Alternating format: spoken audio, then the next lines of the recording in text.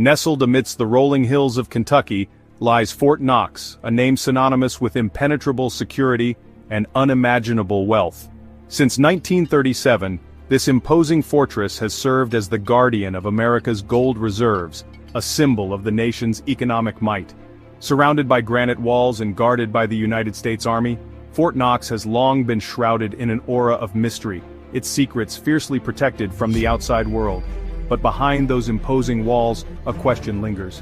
Does Fort Knox truly hold the treasures it promises, or is this American icon merely a hollow shell, a monument to a bygone era? The very image of Fort Knox evokes a sense of awe and intrigue. Its vault, said to be capable of withstanding a nuclear blast, has never been breached. Its doors, weighing a staggering 20 tons, stand as a testament to the lengths America has gone to safeguard its golden treasure.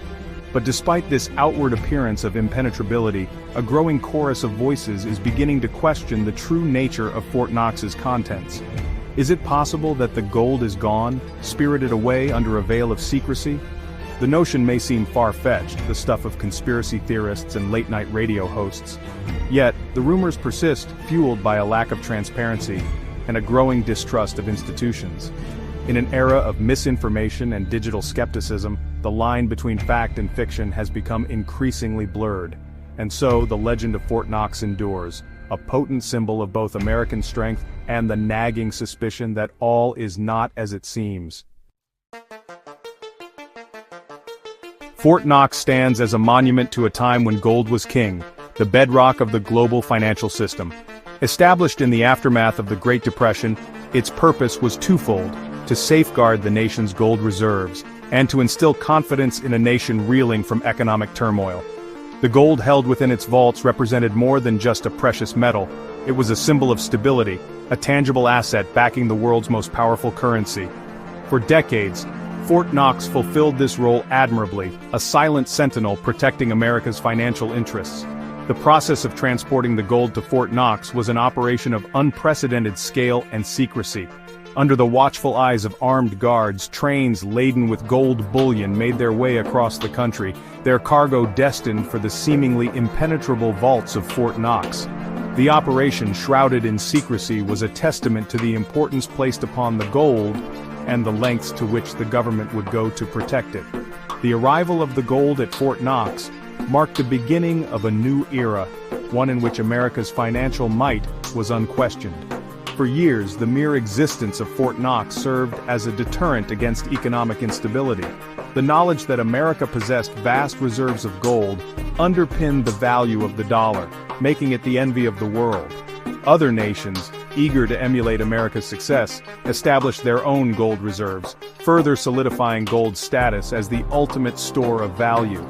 Fort Knox, in its silent, imposing way, had become the epicenter of the global financial system. But times change, and with them, the nature of power. The Bretton Woods system, which had pegged the dollar to gold, crumbled in the 1970s. The world transitioned to a system of floating exchange rates, and the importance of gold, while still significant, diminished. Fort Knox, once the unchallenged symbol of American economic dominance, now found itself at a crossroads, its role in a rapidly changing world uncertain. At its peak in 1941, Fort Knox held a staggering 649.6 million ounces of gold, a testament to America's post-war economic dominance. Today, that figure stands at a significantly lower 147.3 million ounces, a decline that has fueled speculation and fueled conspiracy theories. While official figures attribute this decrease to a combination of sales, transfers, and the changing nature of global reserves, some observers remain unconvinced. They point to the lack of a full, independent audit of Fort Knox since the 1970s as evidence that something is amiss. Adding fuel to the fire are the actions of other nations, such as China and Russia, who have been steadily increasing their own gold reserves in recent years. This strategic accumulation of gold, coupled with the declining reserves reported by the United States, has led some to believe that a global power shift is underway, one in which gold will once again play a central role. In this context, the true state of America's gold reserves takes on a significance that extends far beyond mere accounting. The official narrative, however, remains unchanged. America's gold reserves are safe, secure, and accounted for. The Treasury Department has repeatedly dismissed calls for a full audit as unnecessary and wasteful, arguing that existing safeguards are more than sufficient. They point to the rigorous security measures in place at Fort Knox, as well as the regular internal audits conducted by the Inspector General, as evidence that the gold is in safe hands. But for those who subscribe to the conspiracy theories, such assurances ring hollow. They see a pattern of obfuscation and deceit, a deliberate attempt to conceal the truth about America's dwindling gold reserves. The lack of transparency, coupled with the government's unwillingness to entertain even the possibility of an independent audit, only serves to deepen their suspicions. For them, the question is not whether something is wrong, but what the government is so desperate to hide. Section 4. Whispers in the Wind. Where is America's gold? In the shadowy corners of the internet where distrust of authority reigns supreme and facts are easily manipulated, a different narrative takes hold. Here, the legend of Fort Knox morphs into something more sinister, a tale of government cover-ups, missing gold, and a financial system teetering on the brink of collapse. This is the realm of conspiracy theories, where speculation runs rampant and every rumor, no matter how outlandish, finds an audience eager to believe. One of the most persistent theories posits that the gold held in Fort Knox is not what it seems. Some believe that the bars are actually tungsten cores plated with gold, a sophisticated forgery designed to deceive the world. Others claim that the gold was secretly leased or sold off years ago, leaving behind empty vaults and a carefully constructed illusion of wealth. Still, others believe that the gold has been used as collateral in secret agreements with foreign governments, its ownership now shrouded in secrecy.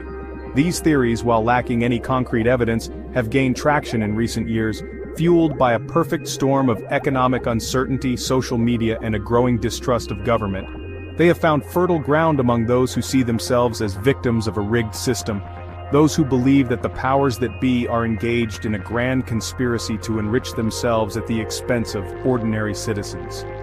Adding a layer of intrigue to the mix are the pronouncements of high-profile figures who have publicly questioned the state of America's gold reserves. Libertarian politicians such as Ron Paul and his son Rand Paul have long advocated for a full audit of Fort Knox, citing concerns about